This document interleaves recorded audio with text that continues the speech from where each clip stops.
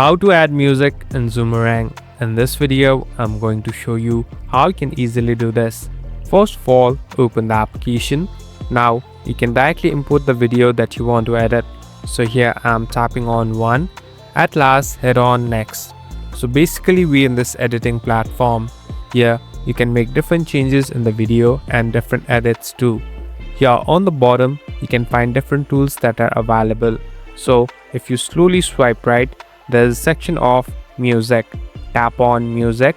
Now you can directly import the music or even generate it through AI. So simply tap on the one and at last tap on the music that you like.